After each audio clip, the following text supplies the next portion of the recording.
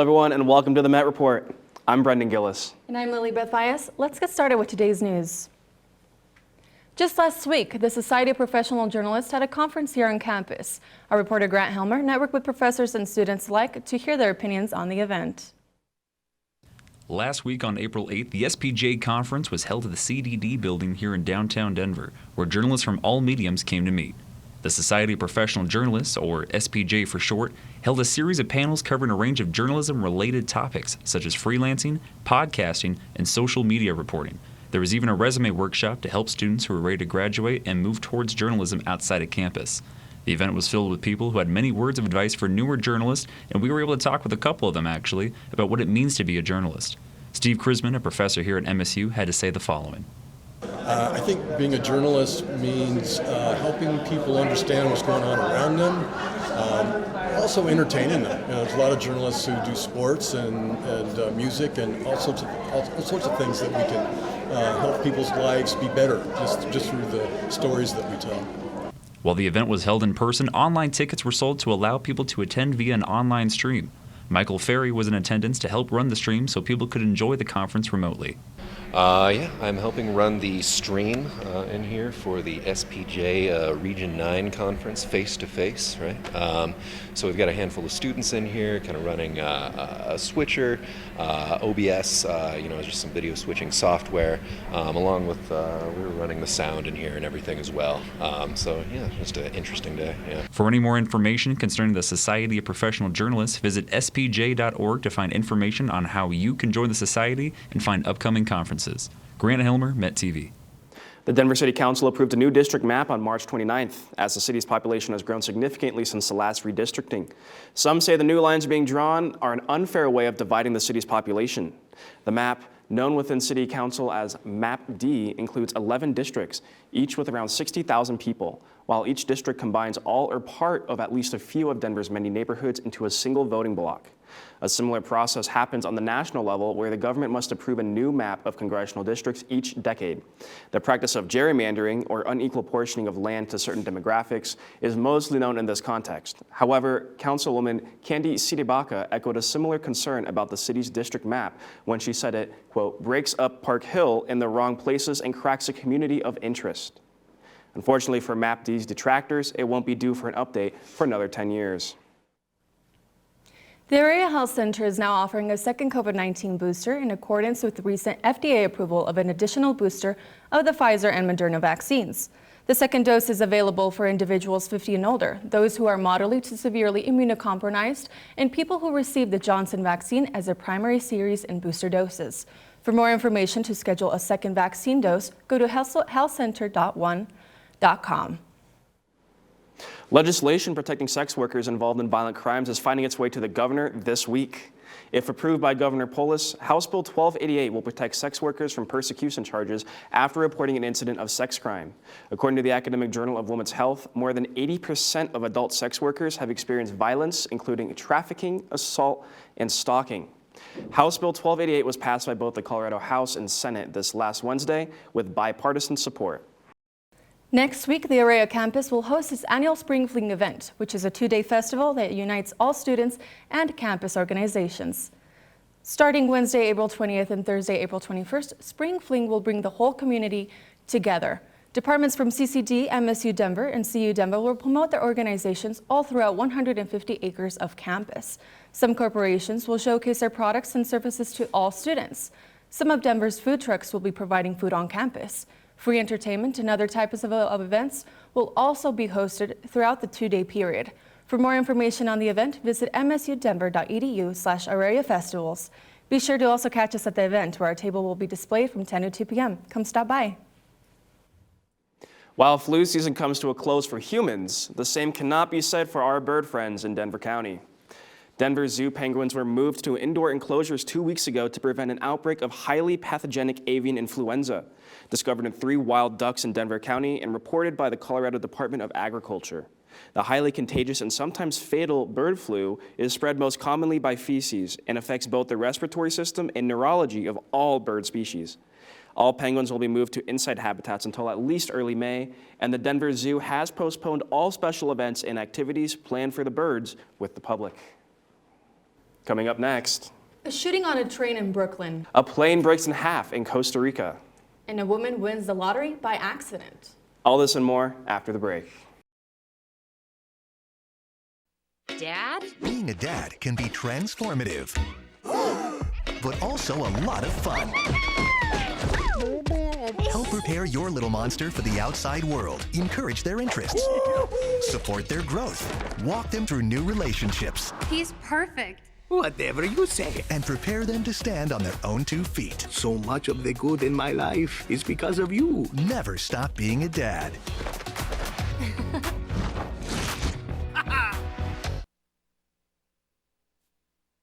COVID-19 has been a really long and difficult fight. It's definitely taken a toll on all of us. Right now, new variants are a lot more contagious and need to be taken seriously. Getting vaccinated and staying boosted is the best way to keep you protected from COVID-19 and help you stay out of the hospital. Even if you got COVID before, it's important that you go get your COVID booster. COVID shots are safe. Much safer than getting the virus. We can all do our part. And get back to living. You can go to getvaccineanswers.org for more information. Tuesday afternoon, a shooter opened fire on civilians at a subway in Brooklyn. At least 10 people were injured, but there were no reported deaths from the shooting. A gunman in a Brooklyn subway train wearing a gas mask set off gas grenades while the subway cart was closed. He then fired 33 shots in the 750-square-foot subway car, injuring 10 civilians. After the car came to a stop, passengers ran out of the open doors in terror. Some passengers were seen on the ground bleeding, looking for help. The suspected gunman, Frank James, was arrested in Manhattan's East Village Wednesday after police received an anonymous tip from James himself. His motive is not yet known. In the midst of anti-gay bills being passed in certain U.S. states, California has found a way to defend the rights of the LGBTQ community. In light of Florida's recently passing parental rights in education or Don't Say Gay bill, as well as other anti-LGBTQ laws being passed in the southern United States, the City Council of Palm Springs has put together a program that will offer $900 a month as a universal basic income to any person identifying as transgender or non-binary within the poverty threshold. This program is set to support struggling persons identifying as a trans male, trans female, or non-binary. This program is an act of protection towards the community and is set on a 6-month design phase for the possibility to make it a statewide bill. Colorado may have hit its peak in population growth for a while. New data suggests more people are leaving the Mile High than moving in. Population in Colorado has changed since the 2010s, when the state welcomed 750,000 new inhabitants. Despite the rapid influx of people moving in during the early 21st century, the current population in the state has witnessed a decrease. The U.S. Census Bureau showed us the signs the population would start to fall after 2015. According to the online moving service, Hire a Helper, 15% more people moved out of Colorado than in over 2021. In this week's latest news on MSU Entertainment, our reporter Cecilia Perez got to speak to our director, Julia Mitchell, about Intimate Apparel, the newest production to take over the King Center stage. Mark your calendars because Lynn Notage's Intimate Apparel is hitting the stage here at MSU Denver. A play put on by our very own theater and dance department follows a young New York seamstress who makes a living sewing corsets and undergarments. Here is director Julia Mitchell on what exactly the play is about and her experience working with MSU students in her directing debut. Without giving too much away, it's about New York and a lot of immigrants in 1905 in New York, and a seamstress who sews corsets and intimate apparel for ladies of different backgrounds. And a lot of misconnections and love connections ensue. I'm a new performance professor. My name is Professor J. The students have been awesome, just really hungry to get back in real life, in person, acting on stage with each other, not doing Zoom. And this play is so much about intimacy and personal connection. It's been lovely to just, take our mask off and look at each other's eyes and learn how to communicate again. I think the biggest detail is to come participate. This is here for you as well. It's an open invitation. You don't have to feel scared. Come on into the King Center. You got a ticket with your student ID and just have a fun night out of some great theater. We also spoke to student actor Juan Pablo Vargas, who is a part of the ensemble. He shares what his experience was like preparing to take on this role. Yeah, no, I have a couple of different roles within Intimate Apparel. I am, first of all, the understudy for George, but I'm also just part of the ensemble overall. I'm also just Mr. Charles. I'm also a guy that comes out with a camera. I'm just all over the play. Especially because I'm part of the ensemble, I get to just be a plethora of characters. Like, it's just it gives me the ability to stretch my legs and just be who I want to be. Not to give too much away, but George as a character that I'm understudying for, both the actor and myself have to go through the process of learning how to do a Barbados accent, and that in itself is a real challenge, but it's been so fun and such a fun experience to learn. Intimate Apparel opened Thursday, April 14th, but fear not. The play will also continue this weekend through the 16th and next weekend, April 21st through the 24th. The show starts at 7:30, and for MSU students, entrance is free with your student ID. Make sure you stop by and support the MSU Denver Theater and Dance Department. A DHL cargo plane made a terrifying landing at Costa Rica's largest airport, sliding off the runway and splitting in half. The Boeing 757-200 cargo aircraft came to a grinding halt on Thursday at Juan Santamaria International Airport as it split apart moments before it was set to take off for Guatemala. The aircraft experienced a failure in the hydraulic system. Fortunate enough, no passengers were on the plane, but it affected many other flights. Stress tests are conducted on most airplanes to check for fractures in the fuselage, and most planes undergo routine maintenance to make sure situations like this don't occur. The fact that a 757 conducting cargo operations for a major delivery company completely fractured during an emergency landing has led experts to believe that maintenance performed on the plane was deficient. A California woman won a $10 million lottery prize after accidentally pushing the wrong button. La Querada Edwards was close to buying a lower-cost lottery ticket when a rude person bumped into her. The bump accidentally made her push the wrong button and buy a $30 scratcher. When she got to her car, she started scratching. Her irritation soon turned to shock. Edwards said in a release from the lottery agency, "I pulled over and looked at it again and again, scanned it with my mobile app, and just kept thinking, this can't be right." The Vaughn store where she purchased the ticket will now get a $50,000 bonus from the California Lottery for selling out the winning ticket. As for Edwards, she said she plans to use her money to buy a new house. The comedy world lost another legend on Tuesday when it was announced that Gilbert Gottfried died at the age of 67. Gottfried's career began on Saturday Night Live in 1980 before landing roles in movies like Beverly Hills Cop 2, Problem Child, and most notably Aladdin, where he played the parrot Iago. Known for his trademark voice, he went on to voice the Aflac duck as well as Digit in the PBS show Cyber Chase. Gottfried was most known for his stand-up career, which saw him become one of the most controversial and obscene comedians of his era. He was a regular on late-night talk shows as well as Comedy Central roasts. His family announced on Tuesday that he died after a long illness, which was later revealed to be type 2 myotonic dystrophy, a rare genetic muscle disorder. He is survived by his wife and 2 children.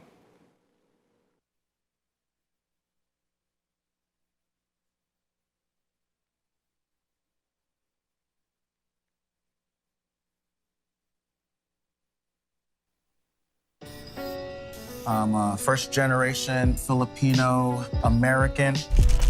You don't always feel you're a part of the country you live in. It's this weird middle space sometimes that you have to live inside of. But when you meet others that are also living in that space, you'll learn to know that it's its own unique space too.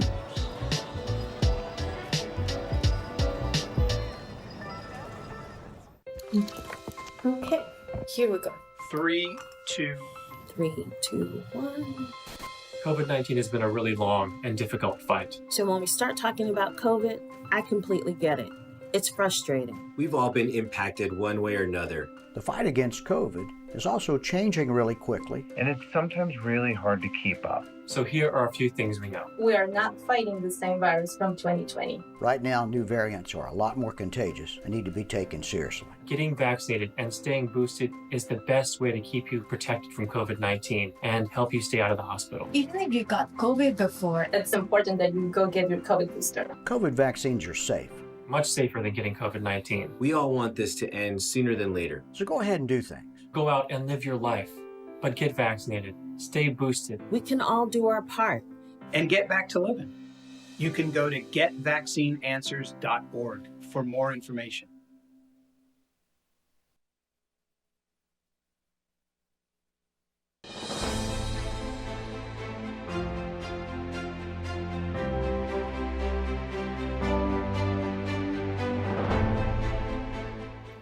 Hello everyone, I'm Noah Block and welcome back to Politics. Let's get into it. The EPA issued a report on Tuesday which recommended that Denver and the rest of the Front Range's air quality receive a rating of severe from the agency. In 2008, the Environmental Protection Agency stated that under the National Ambient Air Quality Standards, Denver should be rated as serious, which entails a maximum amount of 75 parts per billion of sulfur dioxide to air. However, Denver exceeded this limit as of 2021, and as a result, the federal government may seek to reclassify the city and the region as a whole. Areas with a severe rating require several restrictions on gasoline sales and vehicle emissions, which have not been implemented in Denver before. Such restrictions could lead to higher gas prices and rules for Colorado's many refineries to comply to.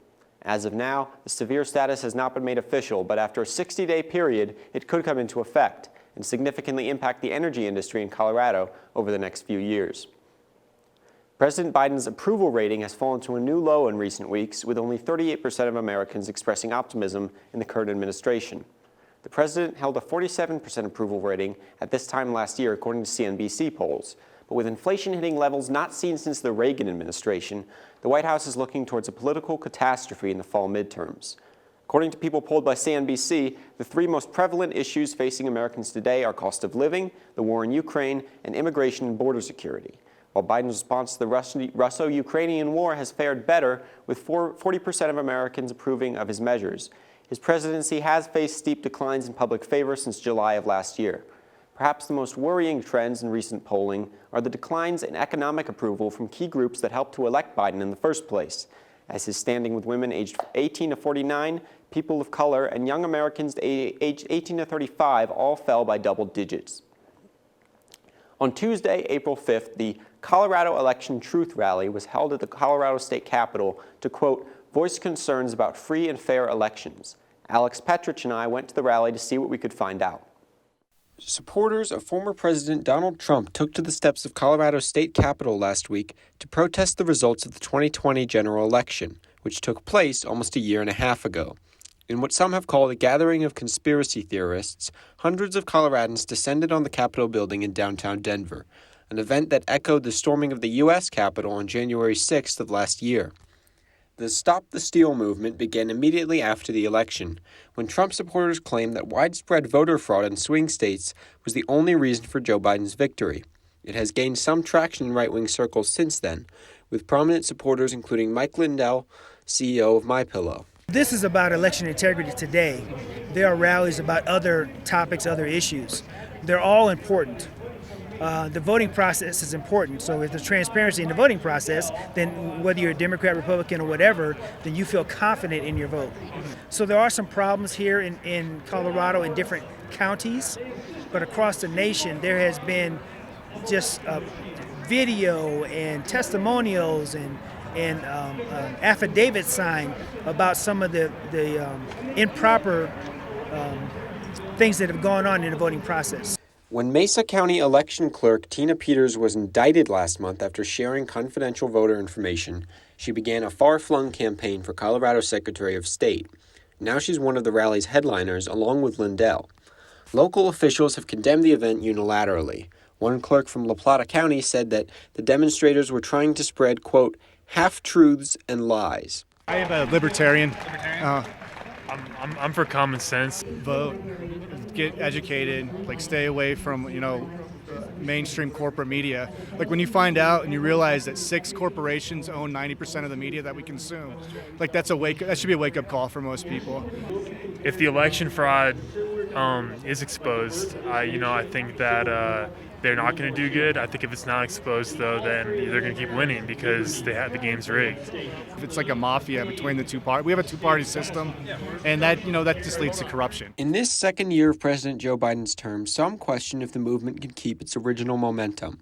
A few Denver residents even went so far as to stage a counter-protest a few hundred feet away. They're trying to overthrow the election, and they're trying to sabotage future elections. The Republicans are for the rich. The Democrats are for the people. Due to the heated discourse on both sides and controversy surrounding the voting process, the 2022 midterms promise to be an interesting political cycle, to say the least. City leaders in Denver broke ground for 82 new apartment projects on April 7th, which will see more affordable housing built in Denver. These apartments will provide an opportunity for those that were struggling to stay on top of their rent to stay in the Denver area, where rent prices have been skyrocketing. When asked about the project, Denver Mayor Hancock said, quote, "Denver's hardworking residents and families deserve to be able to live under an affordable roof, and we're deploying every tool available to us to make that opportunity possible." The new apartments will be located at 8315 East Colfax Avenue. Continuing a stream of attacks on civilians by the Russian forces, this week a missile strike came at a train station in Ukraine. Over 50 people were killed and more than 90 were injured in a missile strike at a train station in the city of Kramatorsk. This coming only a day after Russia was suspended from the UN Human Rights Council for the mass killings in Bucha. Witnesses described the explosion as 5 cluster bombs that tore through a crowd of people waiting for the train. 38 people died on site, 12 at a nearby hospital. Among the deceased were 5 children. In response to this attack, President Biden and the Defense Secretary Lloyd Austin announced that they will be sending a Patriot missile system to Slovakia to help backfill the NATO ally, as Slovakia had sent a built S-300 air defense system to Ukraine. Biden said, quote, "I have directed my administration to continue to spare no effort to identify and provide the Ukrainian military the advanced weapon capabilities it needs to defend its country." Thanks for joining me today with Politics. Stay tuned for Trenton with Sports.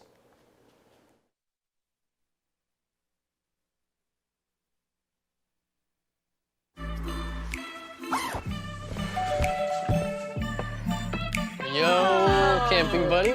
Okay, you guys ready? Dude, I thought you were driving. I thought you were driving. Oh, I never said I was driving.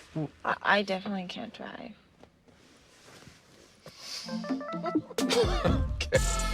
If you're high, just don't drive. It's illegal everywhere.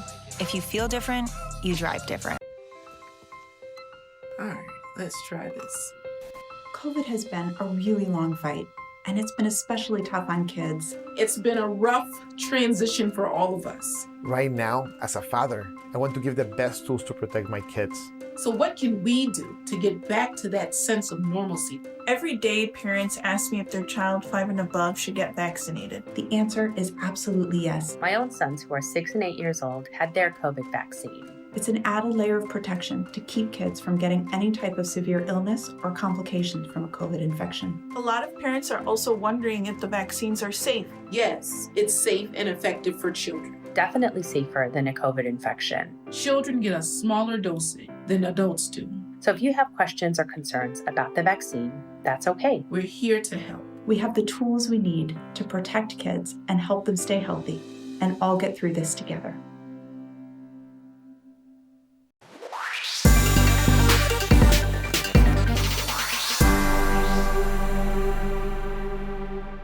How's it going, folks? I'm Trenton Sanders, and welcome back to Met Report Sports. Let's get it started. Even though Military Appreciation Month isn't not till May, the MSU Denver Roadrunners baseball team took on number 6 ranked Colorado Mesa University this past weekend for Military Appreciation Weekend. Saturday, a fireworks show was held for fans, while Sunday there was an unplanned fireworks show put on. To start off the weekend, Friday was a shootout until the very last pitch when Mesa closed the door on a 9-8 win. Before the fireworks show on Saturday night brought 2 games that both teams added 1 notch in the win column. Props to the MSU Denver athletics team who took part in creating a spectacular fireworks show after the 2 games. But what everyone in the stands didn't know was starting outfielder number 30, Ross Smith, had a different type of fireworks show on his mind for Sunday. Not knowing if he was going to play during warm-ups. We weren't sure if he was going to play. You know, got hit with that pitch yesterday, and trainer told me before, he said it was probably 50-50. I'd say before he took BP, he probably wasn't going to play. So I just put in a couple guys in those hitting groups and asked him how he's doing. But once he saw his name in the lineup, he knew there was one thing to do. Rake. Ross Smith sent not 1, not 2, not 3, but 4 home runs over the fence to break the Roadrunners' single-game home run record and tie the NCAA Division II record for home runs in a game. Smith's offense led MSU to their second win in 4 games after being on a 15-game losing streak against the Mavericks. Yeah, I mean, it felt good. Obviously, it's something that this program hasn't done in a long time. From the Assembly Athletic Conference here at MSU Denver University, this is Trenton Sanders.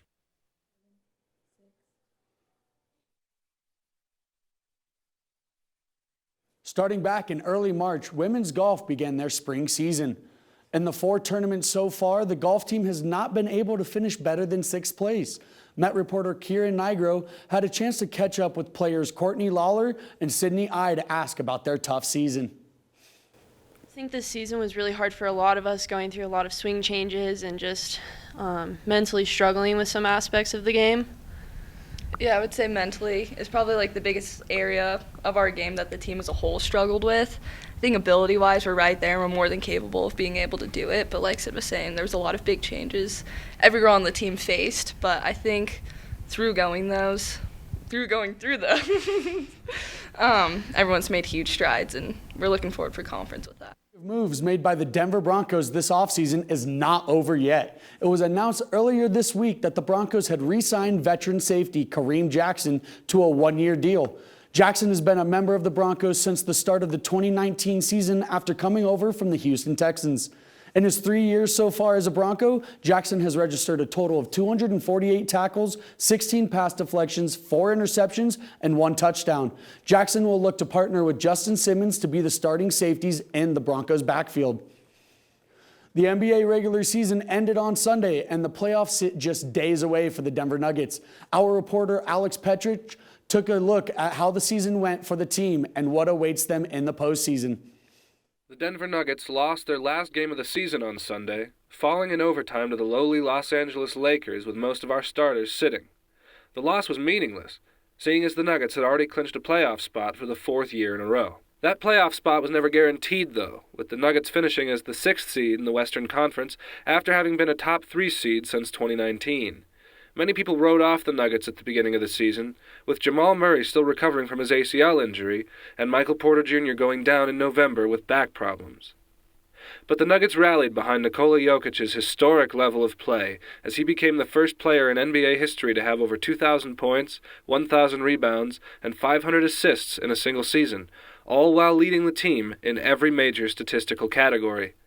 With these numbers, it seems likely that Jokic will repeat as the NBA's most valuable player, beating out the likes of Joel Embiid and Giannis Antetokounmpo. If he does win again, he will join a short list of centers to repeat as MVP, including Wilt Chamberlain, Bill Russell, Moses Malone, and Kareem Abdul-Jabbar. In the first round of the Western Conference playoffs, the Nuggets will face the 3-seeded Golden State Warriors, who are ramping up point guard Steph Curry for Game 1. Curry has been sidelined since March 18th with a sprained ligament in his foot. Nuggets fans have been anxiously awaiting news about Jamal Murray's return. It is unknown at this point if the team will see Murray or Porter in the playoffs. It's been over a year since Murray went down with an ACL tear against Golden State. While Denver isn't at full strength for Round 1, they won the regular season series against the Warriors at 3-1, which is the best news we can hope for. That's all I've got for sports today. Make sure you head on over to roadrunnerstv.com to look at the upcoming games for the season. Everybody wish the Nuggets good luck this weekend in the playoffs.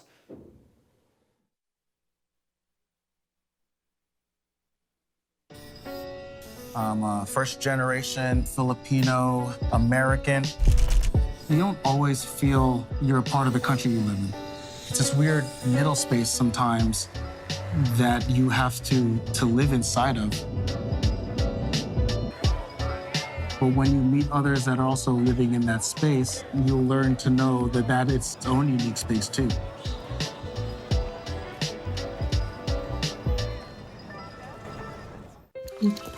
Okay, here we go. 3, 2. 3, 2, 1. COVID-19 has been a really long and difficult fight. So when we start talking about COVID, I completely get it.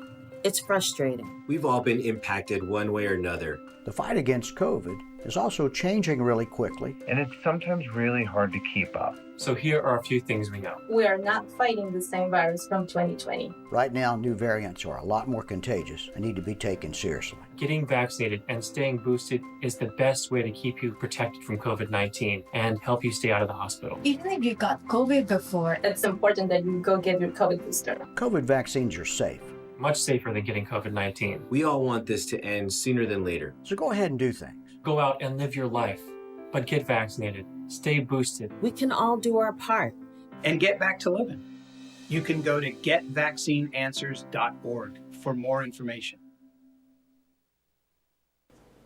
So, Lily, are you excited for the spring fling next week? I am so excited. The Noticiero is going to be there. We're trying to recruit some Spanish speakers, so if people are interested in joining, come join us. It'd be a great opportunity for you guys. We'd love to have you on the team. That's all we have for the Met Report today. Be sure to follow us on Facebook, Instagram, and at mymetmedia.com. Enjoy your Good Friday.